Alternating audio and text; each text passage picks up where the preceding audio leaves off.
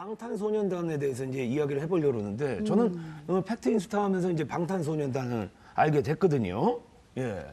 최고예요, 진짜. 맞아요. 요즘에, 말 그대로 정말 예. 대세 오브 대세 아이돌이고요. 저희 왕 작가님 자녀 두 분이 초등학생인데 그렇게 사인을 받아달라고 해서 난처하시다. 아직까지 못 받아주셨다고 얘기를 하시더라고요. 어떡해요, 네. 어쨌든 대세인 것 같고요. 아, 저한테 문화- 얘기를 하시지. 그러게요. 저도 예. 노력해 보겠습니다. 네. 여기 계신데.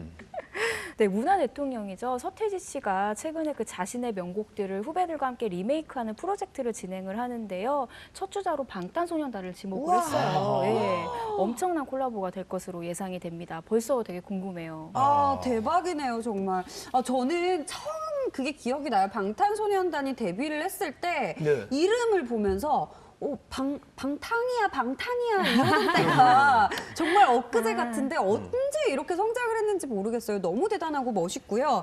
실제로 엑소나 빅뱅 못지않은 어떤 해외 팬들을 거느리고 있다고 하죠. 뭐 단순 비교는 어렵습니다만 어쨌든 수치상으로만 봤을 때 굉장히 괄목할 만한 성장을 한 건 분명히 보입니다. 일단 빌보드지에 실린 아이돌이니까요. 아. 2016년에는 이제 빌보드 차트 200에 26위까지 치고 올라가는 기염을 토한 바가 있습니다. 윙스 앨범 때였는데 K-팝 가수 최고 순위였고요. 또 2017 빌보드 뮤직 어워드 톱 소셜 아티스트 부분에 후보로 오르기도 했습니다. 역시 K-팝 가수 유일한 노미네이트입니다. 뭐 이 밖에도 유튜브 조회수를 보면요, 1억이 넘는 뮤직비디오도 뭐 2편이나 되고요. 보시면 뭐 지금 CG로 나오는 거 보시겠지만 뭐 아주 기록들이 화려합니다. 이제 뭐 지난 3월부터 뭐 남미, 북미, 아시아로 이어지는 글로벌 콘서트 투어를 진행 중인데요. 뭐 네네. 다 매진 행렬이 이어지고 있다고 하네요.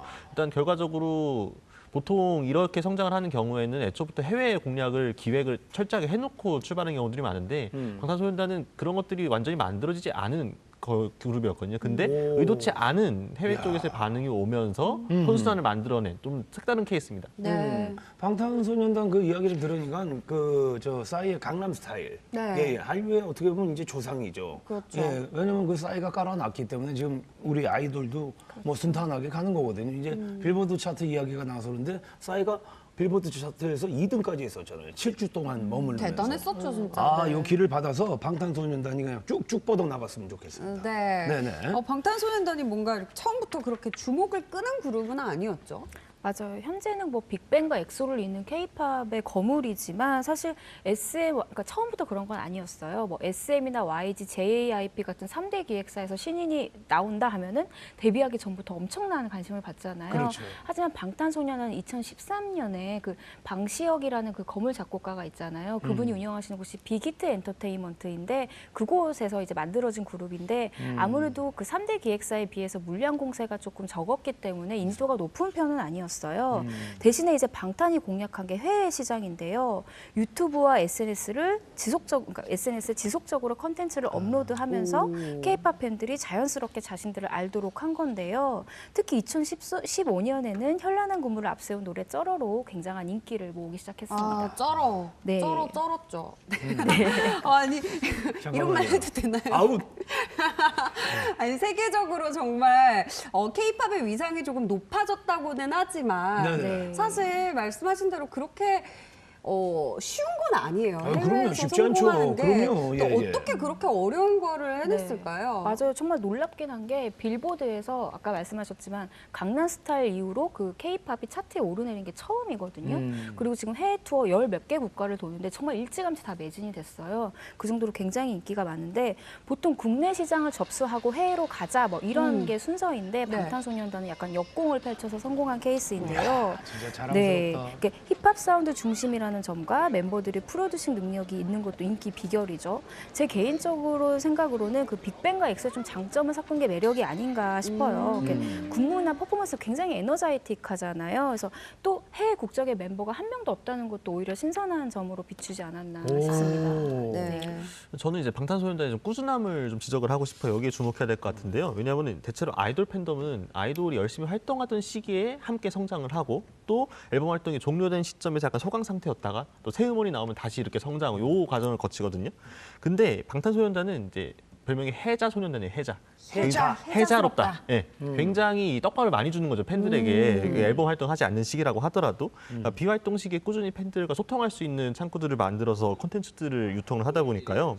그러니까 팬들이 가급적 끊기지 않고 이 입덕 포인트 자꾸 받는 거예요. 근데 이제 탈덕이나 휴덕할 만한 포인트들이 별로 많지 않은 거죠. 그러니까 한번 방탄소년단에 팬덤이 들어오게 되면은 나갈 구멍이 없는. 출구가 없는. 그렇죠. 출구가 없는 덕질이 시작되는 겁니다. 그래서 그런 것들이 꾸준히 쌓였기 때문에 지금의 결과도 만들어진 게 아닌가. 그래서 확실히 비활동 시기에도 팬들과 꾸준히 이렇게 팬덤하고 관계를 맺는다는 게 저는 참 되게 주요했다고 봅니다. 근데 이제 뭐 방탄소년단에 대해서 이제 이야기를 하는데 지금 뭐 떡밥을 뿌렸다 뭐 이 얘기를 하는데 저는 뭐 개인적으로 낚시를 되게 좋아하니까. 근데 왜 대물을 낳기 위해서는 계속 떡밥을 뿌리고 거기에다 집어를 해야 됩니다. 그러면 나중에 산처럼 쌓이거든요.